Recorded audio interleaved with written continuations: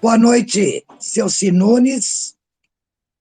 Deputada, seja bem-vinda ao nosso Space. É um grande prazer tê-la aqui conosco. Eu vou iniciar, então,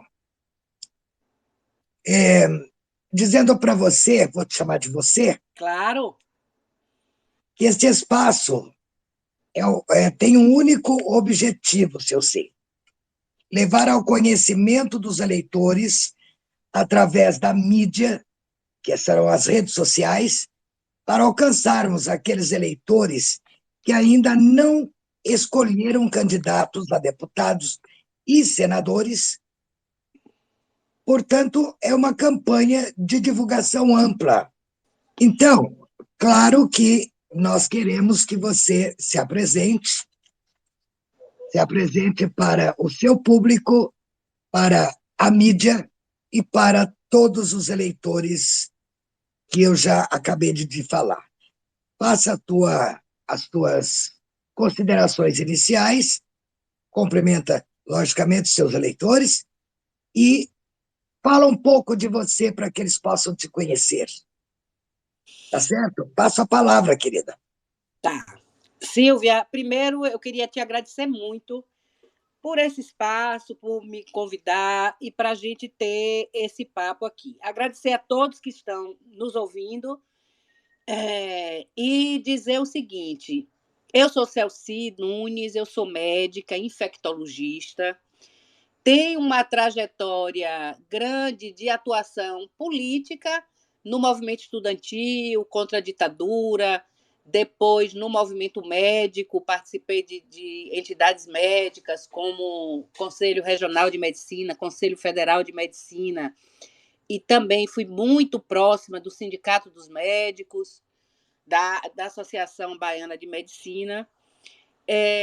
Fui uma das criadoras de um movimento chamado Médicas e Médicos pela Democracia, que todos vocês já devem ter ouvido falar. É um movimento de médicos que surgiu em defesa do programa Mais Médicos, que foi muito atacado pela categoria médica, e defensores do SUS, médicos defensores do SUS. Em 2007, eu fui convidada, eu já era médica do Cotumaia, médica estatutária, né, da Secretaria de Saúde, e fui chamada para ser a diretora do hospital, onde eu passei 15 anos. E nesses 15 anos, eu pude me aproximar muito profundamente do Sistema Único de Saúde. Né? E na minha trajetória de estudante, de residente, eu também compreendi muito o que nossos cientistas estudam, que são os determinantes sociais da saúde, que, na verdade, são vários, mas se resume em um só: pobreza. E a gente sabe que as pessoas pobres, elas adoecem mais, principalmente das doenças infecciosas, elas podem ter doença mais grave, porque elas se expõem a uma carga maior de doença. E no Couto Maia, eu pude aprofundar esses meus conhecimentos e me aproximar também muito de pessoas, de movimentos de pacientes, como, por exemplo, a Rede Nacional de Pessoas Vivendo com HIV/AIDS, ONGs de defesa da hanseníase, do HTLV, de hepatites. E, assim, passei a conhecer muito de perto o sofrimento dessas pessoas, porque muitas são doenças que são negligenciadas, a exemplo da hanseníase. Minha luta grande no Couto Maia foi para a gente conseguir uma sede nova, já que o hospital era um hospital que hoje tem 169 anos, e era um hospital que tinha uma sede extremamente antiga. Para vocês terem uma ideia, construída com óleo de baleia, as paredes tinham 1,5 metro de largura, a gente não podia passar um fio de internet, não podia incorporar nenhuma tecnologia. Um equipamento completamente obsoleto. E aí foi uma luta, uma batalha grande, que depois vocês podem me perguntar, eu posso contar mais detalhes, para a gente construir o novo Couto Maia, que se chama Instituto Couto Maia. Com esse hospital, que é o mais moderno hospital de doenças infecciosas, sem sombra de dúvida, do Brasil e da América Latina, é um hospital que não deixa a desejar a nenhum hospital do mundo, não só pelo seu prédio, né? Pela sua construção, pelos seus equipamentos mais modernos, mas principalmente pela equipe que tem, que é uma equipe de competência técnica e que leva muito a sério os princípios de humanização do SUS. Nesse novo hospital, que é um velho novo hospital, a gente, 1 ano e meio depois da inauguração, a gente teve que receber os pacientes de Covid, porque somos o Hospital de Doenças Infecciosas da Bahia, referência da Bahia, e foi esse hospital que foi o primeiro a atender as doenças, os pacientes com Covid. Nesse trabalho na Covid-19, comandando uma equipe muito grande de médicos, enfermeiros, nutricionistas, técnicos de enfermagem, fisioterapeutas, terapeutas ocupacionais, fonoaudiólogos, farmacêuticos, profissionais de saúde e profissionais que atuam na saúde, como os profissionais de higienização, os maqueiros, o pessoal que produz a alimentação dos pacientes e nossa, nós tivemos a oportunidade de construir os primeiros protocolos de assistência e de biossegurança, visando proteger os próprios profissionais da saúde para eles não se contaminarem e a gente não ter quem cuide das pessoas.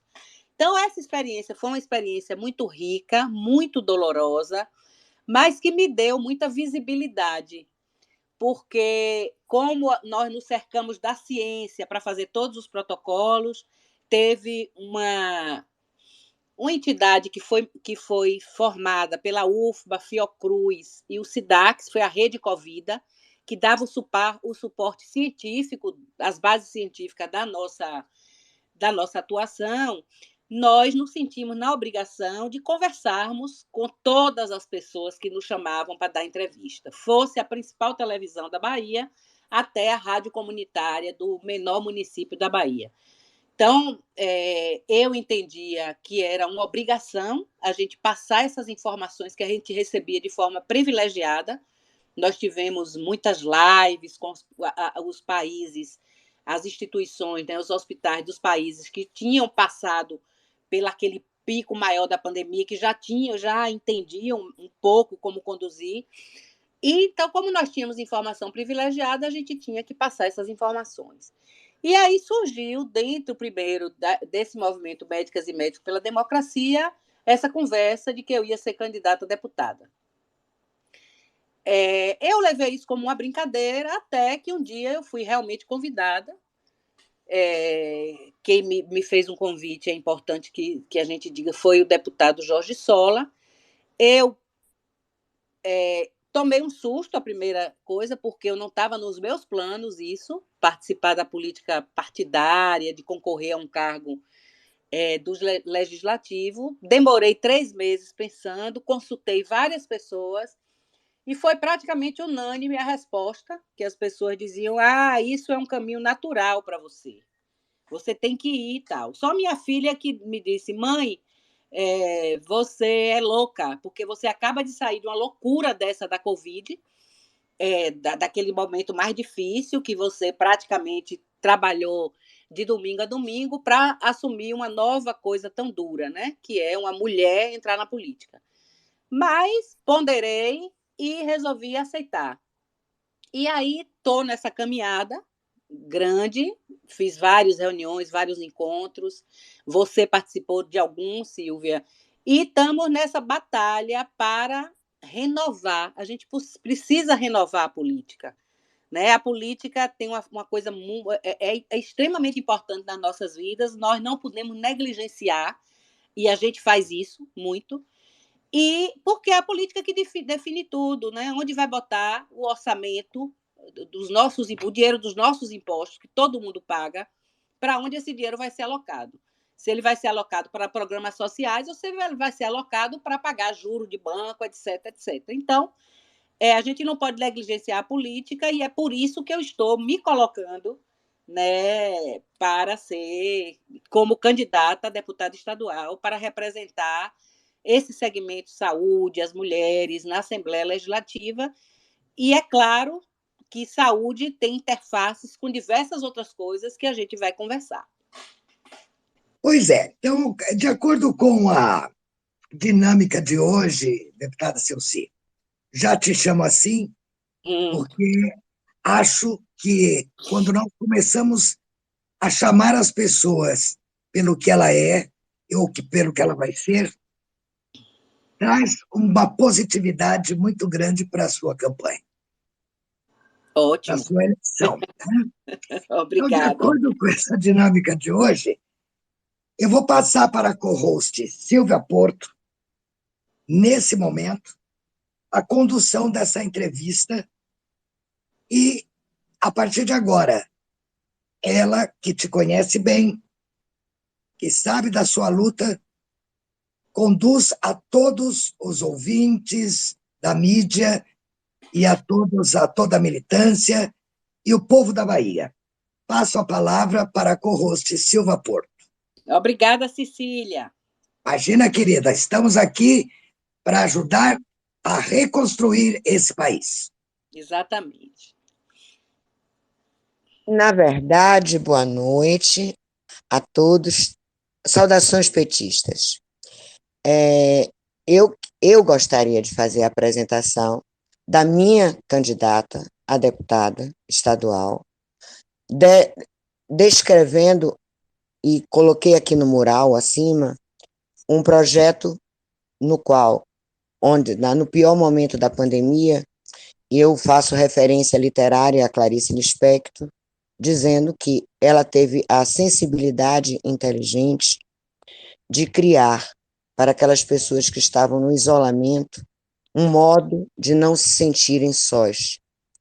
O pertencimento, essa preocupação, este olhar que só as mulheres têm, a minha candidata Celci Nunes tem. É uma guerreira, ela abraça tanto os médicos, como eu e Cris Conde, que está aqui presente, que também é da campanha de Celci Nunes, a Rosa, que também é da Bahia, de Salvador, do PT, e que também vai votar em Celci. Ela abraça as médicas e os médicos com Lula, assim como abraçou ontem as mulheres do Rio Vermelho, do entorno do Rio Vermelho, com a mesma simplicidade, que vem do olhar de uma mulher.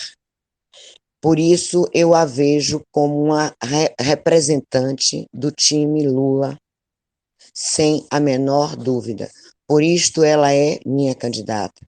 Por isto, eu convidei vários baianos, para participarem deste Space, e intimei o deputado Jorge Sola a passar por aqui, embora ele esteja numa caminhada.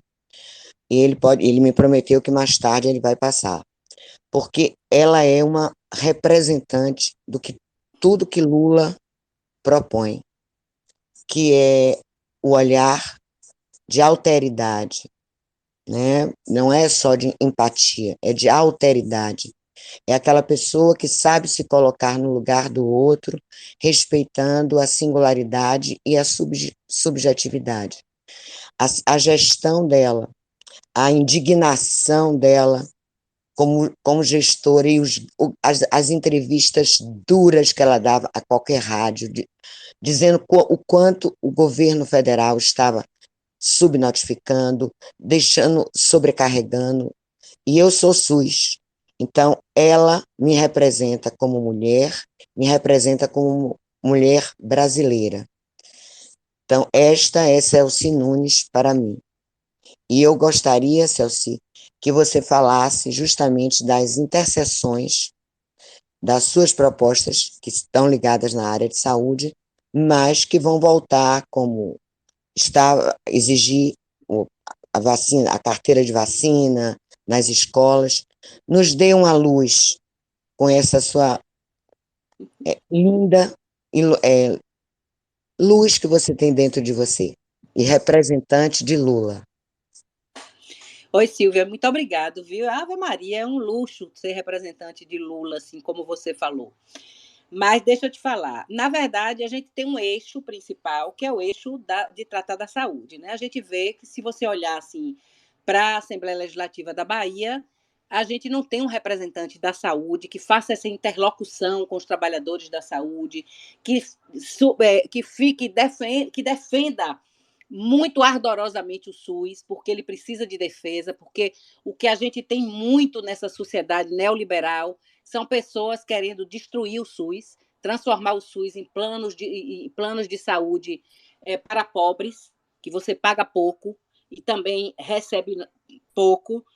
Então, assim, é isso que eu me proponho. E me proponho também de representar as mulheres. Eu sempre digo que eu não vou ter um orgulho de dizer assim, eu sou uma deputada. Eu vou ter um orgulho de dizer, olha, eu aqui estou representando a saúde e as mulheres. Então, é esse o meu orgulho. Quanto ao eixo saúde, a gente sabe que só saúde é uma coisa imensa, né? É o SUS, que é principalmente, você tocou numa coisa extremamente importante, que é vacina. A gente tem no SUS o Programa Nacional de Imunização, que é considerado o melhor do mundo, até Bolsonaro, né? Porque até com isso ele conseguiu mexer, uma coisa que vinha desde os militares criaram o nosso Programa Nacional de Imunização. E ele sempre vinha avançando, né? Avançou muito com Lula. Lula colocou no Programa Nacional de Imunização 2 vacinas importantíssimas contra a meningite, tanto que a gente viu cair a frequência de pacientes com meningite no Cotumaia. Mas a gente está vivendo um momento de muita dificuldade com as baixas coberturas vacinais. Por que essas baixas coberturas vacinais? A gente teve a pandemia, que, claro, que dificultou o acesso das pessoas às vacinas, porque as pessoas ficaram em casa, as crianças ficaram em casa, mas não é só isso. A gente já vinha tendo queda da cobertura vacinal antes de 2020, quando começou a pandemia. E por que isso? Uma das coisas são as fake news, né? Que fake news de vacina se intensificaram muito com o Covid, mas elas existem desde que foi inventada a vacina. Segundo, a vacina sofre do próprio êxito. Então, as pessoas hoje dizem assim, para que eu vou vacinar meu filho de sarampo se não tem mais sarampo? Mas não tem mais sarampo exatamente porque está todo mundo vacinado. Não tem mais poliomielite porque está todo mundo vacinado. No momento que a gente começa a diminuir essa cobertura vacinal, o risco de retorno dessas doenças é iminente. Então, assim, o Programa Nacional de Imunização precisa retomar o que ele já foi. Todo mundo lembra do Zé Gotinha, que as crianças pediam para ser vacinadas, né? Então, assim, a gente precisa retomar isso e logo para que essas doenças não voltem, né? A gente conviver com doenças do século passado. Então, no eixo da saúde é importantíssima a vacinação. O SUS como um todo, é importantíssimo a gente defender a atenção primária da saúde. Só fazendo um parênteses, a gente está vendo agora na campanha eleitoral uma discussão muito forte sobre a questão da regulação. E as pessoas tratam a regulação como se as pessoas fossem bobas, né? Porque a regulação, o que a regulação faz? Ele regula leito. Para você regular um paciente do interior para Salvador, para um leito de cardiologia, precisa ter um leito, né? A regulação distribui esses leitos.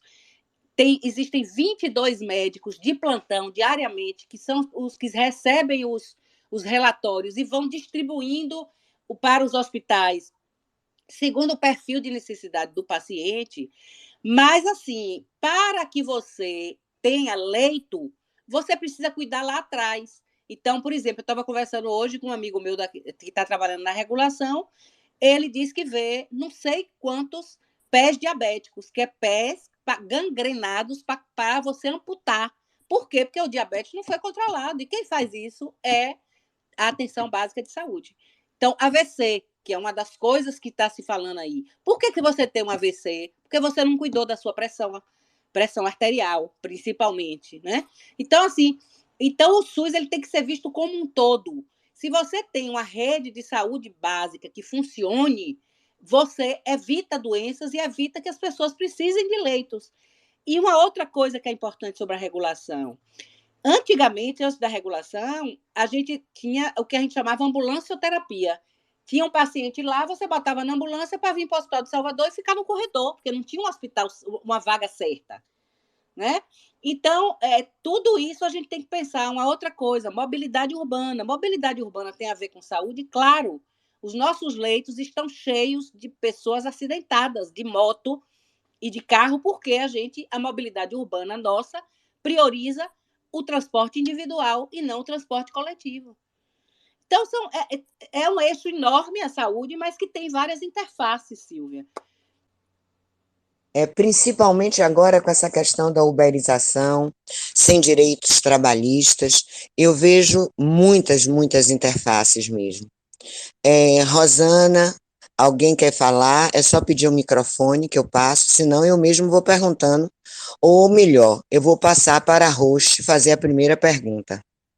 Vamos lá fazer a primeira pergunta para a futura deputada Celci Nunes, grande figura. Deputada, qual a importância de um deputado estadual na governabilidade do presidente Lula? Essa é a minha pergunta. Olha, eu acho que diretamente a governabilidade do presidente Lula vai estar nas mãos da Câmara Federal, né? Diretamente. Então, é por isso que a gente tem que eleger deputados federais do time de Lula, que estejam mais próximos às propostas de Lula, porque a gente viu o que aconteceu com Dilma. Dilma foi eleita, mas o Congresso que foi eleito junto com Dilma era um Congresso basicamente de oposição e que derrubou a presidenta Dilma sem ela ter feito nada de errado, né? Sem ter praticado nada de que todos os presidentes que antecederam ela e os que sucederam ela também fizeram. Então, eu acho que diretamente é isso. Agora, o deputado estadual, ele ajuda na governabilidade do governador do estado, né? Mas, mais do que isso, ele vai fazer uma luta para, mesmo os governos, mesmo que seja o governo do mesmo time, para a gente não ter desvios de finalidade do governo e do programa que ele se elegeu. Então, essa fiscalização é extremamente importante para o governo do Estado. Exatamente isso que eu queria, essa resposta que eu queria. Porque é muito importante o deputado estadual trabalhar também com a fiscalização do seu próprio governo. Exatamente. Né? E trabalhar com transparência. Porque se não houver transparência, não houver essa fiscalização, muitas coisas ficam... É a mesma que eu digo sempre. Não se pode dar oportunidade para quem tem más intenções. Então é isso. Muito obrigada pela tua resposta. Foi perfeita. Gostaria que todos os deputados estaduais pensassem como você. Obrigada. Obrigada, Cecília. Está com a palavra você para conduzir aí nossa entrevista. Silvia Porto, nossa co-host. Eu estou convidando Rosana, convidando Cris, convidando a Mila, Nata, Jonas. Alguém quer fazer caçadora, minha querida? Quer fazer alguma pergunta?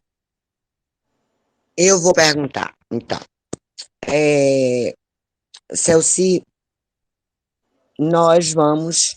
esta é a eleição das nossas vidas, já que é barbárie versus democracia.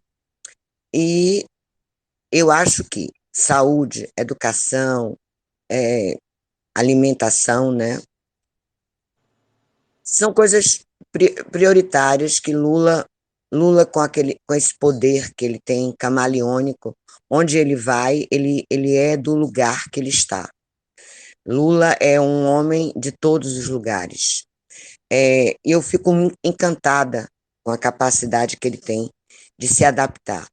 Como você vê a questão da saúde indígena? Silvia, olhe, é interessante que semana passada, mais precisamente na sexta-feira, eu estive numa aldeia indígena em Ilhéus. Fui conversar com Danilo, um médico que está atuando na saúde indígena há alguns anos. E o que ele me relatou da saúde indígena é uma coisa muito dolorida. Primeiro, a gente até tem as equipes para atender os indígenas. Você tem uma equipe com médico, com enfermeiro, com assistente social, mas nos territórios indígenas você não tem o posto de saúde físico para as pessoas serem atendidas. Então, a equipe tem que se deslocar até esses territórios. E, muitas vezes, quando tem o carro, não tem gasolina. Quando tem o dinheiro da gasolina, não tem o carro. Quando tem o carro e a gasolina, não tem o motorista. Então, assim, é uma dificuldade grande. E o que Danilo me colocou é o sofrimento dessa população indígena. Uma coisa interessantíssima que ele falou é que eles, os indígenas, eles atuam muito em comunidade. Eles atuam muito conjuntamente. Então, se um vai construir uma casa, todos vão construir aquela casa. Se um faz uma roça, todos vão ajudar naquela roça. Então, eles têm uma vivência coletiva que a nossa sociedade perdeu. E com a pandemia, como eles tinham que ficar isolados, foi um sofrimento muito grande. Então, está surgindo, como está na nossa sociedade como todo, mas mais intensamente nessas populações indígenas, os problemas de saúde mental, depressão, suicídio, ansiedade, né? Então, isso é uma coisa que a gente precisa fortalecer muito para os indígenas e para a população como um todo, que a gente sabe que essas doenças realmente estão aumentando. E a outra coisa é o desrespeito total dos territórios indígenas, né? Então, eles são ameaçados sempre por grileiros, por aquelas pessoas dos fazendeiros, que tem um nome que eu esqueci agora, que vão lá com a arma ameaçar eles. Então, assim, é uma vida sempre muito tensa.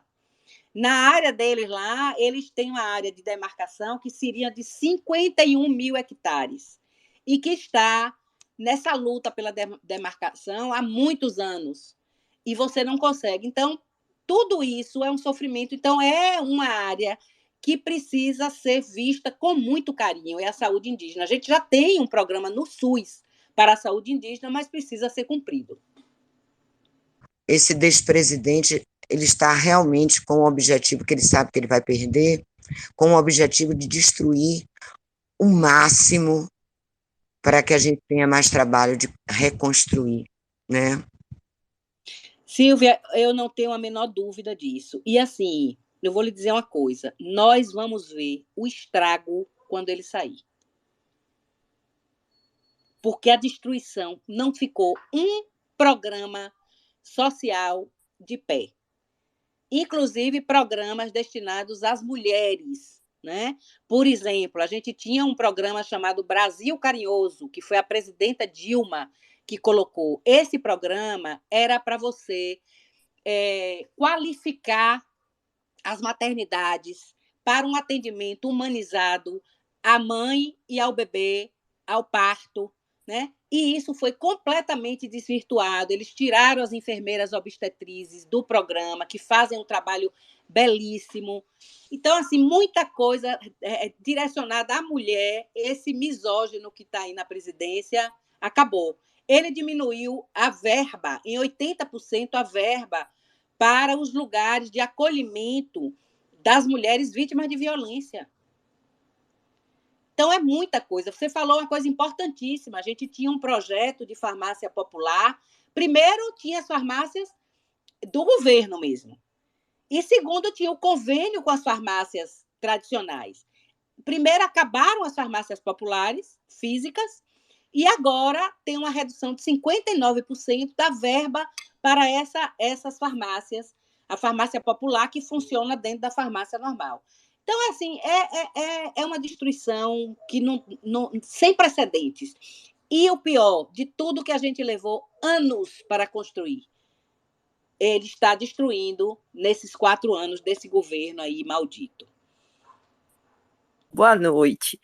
Olha, eu conheço Celci, ela não lembra muito de mim, há muitos anos. Nós fomos colegas no social, no 2º ano colegial. Mas a gente se falou muito rapidamente nas manifestações, mas conheço Celci, estudiosa, desde de 80, 79, sei lá, 78, quando nós fizemos.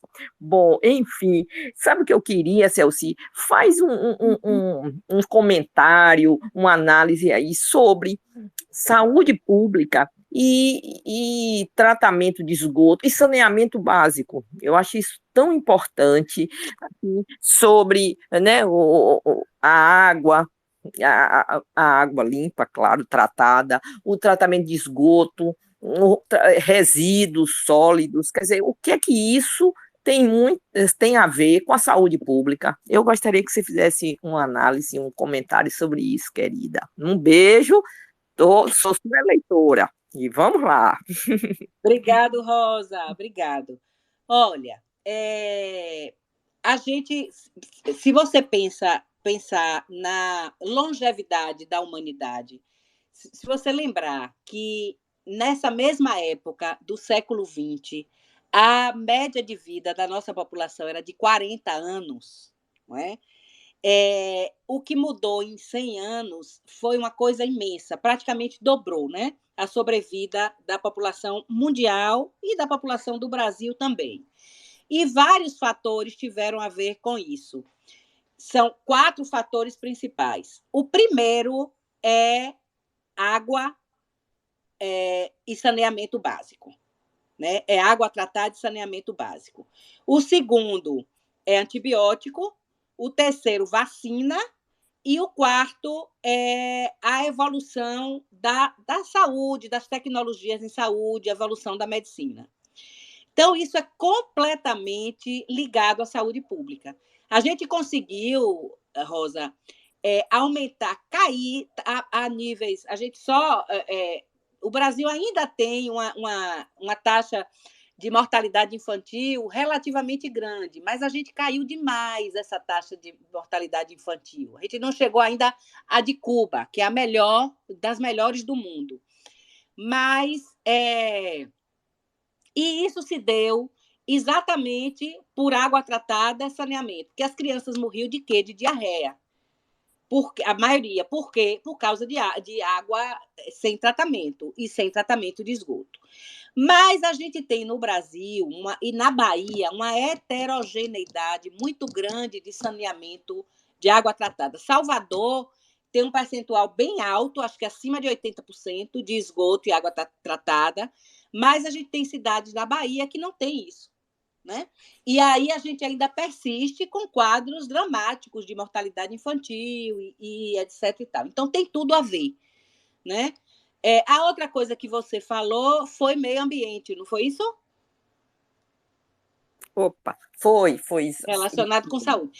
O que é que o meio ambiente tem a ver com a saúde, gente? Olha, todas as epidemias e as 2 pandemias que nossa geração viveu, a pandemia de AIDS e a pandemia de Covid, e as epidemias todas, Zika, dengue, chikungunya, ebola, todos esses vírus são vírus de animais, que a gente, destruindo o meio ambiente, invadindo o lugar que eles moram, e eles invadindo também a nossa área, você entra em contato com esses vírus. Então, por isso que os cientistas dizem que a gente vai viver novas pandemias. Né? Então, a destruição do meio ambiente tem tudo também a ver com saúde. Então, se você pensa em lutar pela saúde, são muitas as vertentes que você tem que lidar, né? E, por exemplo, a questão do tratamento do lixo. Salvador é péssima em tratamento do lixo. né? A gente não tem uma coleta seletiva. Gente, lembram de Curitiba? Quando o Curitiba implantou a coleta seletiva, há anos atrás, com Jaime Lerner, não sei se vocês lembram, e em Salvador, anos e anos e anos depois, ainda não fez isso. Ontem eu visitei uma cooperativa de reciclagem lá no subúrbio. Ela funciona, inclusive, dentro do Parque São Bartolomeu. São 16 pessoas, 14 mulheres e 4 homens, que fazem reciclagem, com aquilo consegue o seu sustento. Mas, assim, o poder público precisa financiar essas cooperativas, essas atividades. Tem uma em Jacobina, que é uma das 3 do Brasil, da Bahia, que tem financiamento público. A prefeitura financia várias coisas da cooperativa. Então, essas iniciativas são extremamente importantes, mas elas precisam ser disseminadas, porque a gente precisa tratar o lixo.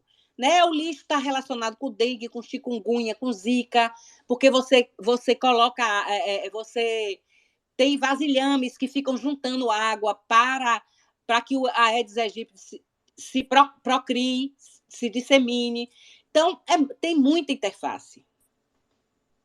Eu vou relatar um problema meu, Celci, vou dar um exemplo. O autismo.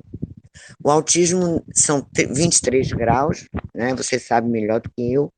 E hoje nós não temos em Salvador, pelo menos, aquele que tinha aqui no Campo Grande, não existe mais. Não tem vaga, não tem terapia ocupacional, não tem.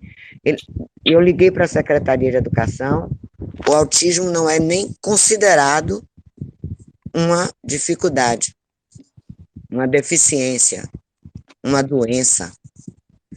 Então, nós estamos realmente com um vazio, não só legislativo, uma cobertura para a saúde mental, que você falou tão bem aí, que eu queria até voltar a esse ponto, que é enorme. Eu tenho um filho que agora está apresentando traços da síndrome de Tourette, ele repete sons desde a pandemia, porque está muito isolado, aumentou os tiques dele, está com toque, em função de não ter hoje uma equipe multidisciplinar para atender. Então, os comitês populares de luta vão levar, porque quem ocupa hoje os conselhos tutelares, que eu trabalhei em São João do Cabrito, e os conselhos tutelares hoje, as conselheiras, a maioria são das igrejas evangélicas fundamentalistas, não são os protestantes, não são os pastor Ariovaldo, o Henrique, não, são os fundamentalistas que tratam a mulher que apanha como ela é a culpada, o acolhimento de um LGBTQIA+, é doença, leva para pastor para rezar. Então, são esses espaços que os comitês populares de lutas vão ter que ocupar. E levar, no caso, eu levarei para a minha deputada, o que ela pode fazer de projeto na ALBA, e assim é que eu creio que seja esse o trâmite, as liturgias que devam ser seguidas, né? Esse é o projeto, creio eu. Silvia, você tocou no assunto que é interessante, como isso tem chegado até a mim nessa campanha. Eu fui visitar a AMA, que é uma associação de pais que trata do autismo, que fica para o lado de lá, eu esqueci o nome agora. Perto perto do Itaigara, aquela zona de lá. Não é a PAI, não, é a AMA. É ali, Patamares, um pouquinho antes, eu esqueci exatamente o lugar que é. Mas fui atender, elas fazem um trabalho lindo lá.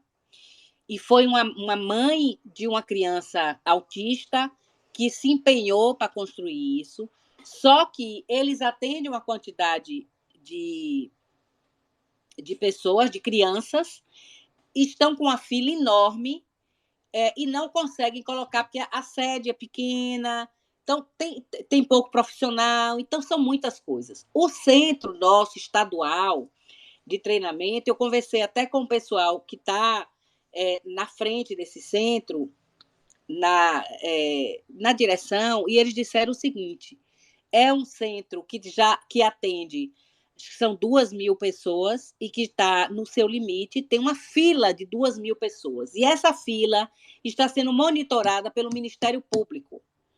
O Ministério Público tomou conhecimento do problema e tal, e está monitorando essa fila. Quer dizer, é um problema urgente da gente resolver, porque isso também é uma coisa que impacta diretamente a vida das mulheres. Porque quem cuida desses filhos com problemas são as mulheres, a gente não tem dúvida disso. E a gente precisa fazer, isso está no meu radar, porque a gente precisa pensar numa saída para isso. E tem que ser uma coisa que não é só a Secretaria de Saúde, não é só a Secretaria da Educação, tem que ser uma política de governo que vai envolver várias secretarias. Com certeza, inclusive direitos humanos. Exatamente.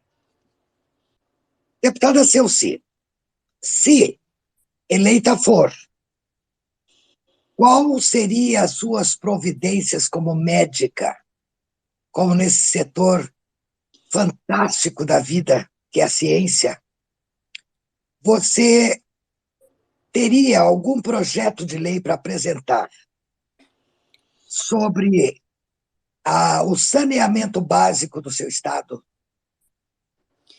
Olha, eu acho que nesse caso de saneamento, a gente já tem legislação, uma legislação muito, muito potente. O que a gente precisa é colocar em prática. Uma das coisas que desde o início da campanha eu tenho falado é que logo que eu iniciar o mandato, eu quero visitar os 20 municípios com menor IDH, Índice de Desenvolvimento Humano, para entender por quê. Né? Porque as desigualdades, inclusive nesses municípios com menor IDH, é por variadas causas. E a gente precisa entender isso para ver como é que a gente atua. Então, isso já é uma coisa que que eu vou fazer de imediato, quando eu começar. Mapear esses municípios e começar a fazer as viagens para conhecer de perto quais são os principais problemas deles e tentar atuar em cima disso. Né? Já estão chegando algumas coisas na campanha, que é o problema do autismo, o problema da anemia falciforme, que Silvia tocou aí.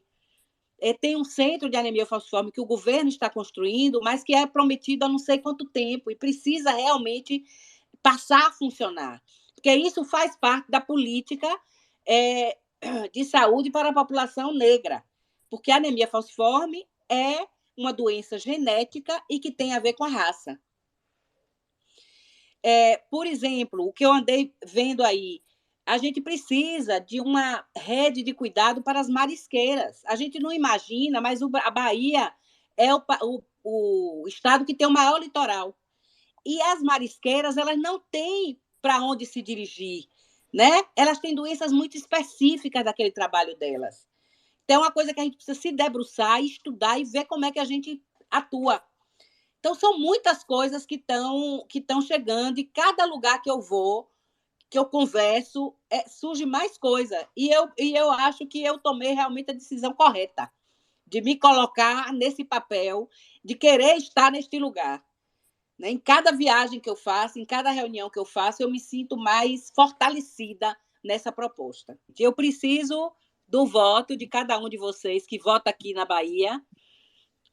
Preciso que nos estados de vocês elejam deputados do time de Lula, e precisamos não só dar o voto, nós precisamos conversar com as pessoas que a gente tem contato, com os nossos vizinhos, com os nossos amigos, com os nossos familiares, e pedir voto, porque a gente tem que levar essa no primeiro turno para Lula, para Jerônimo, e encerrar essa eleição no dia 2 de outubro. Muitíssimo obrigada.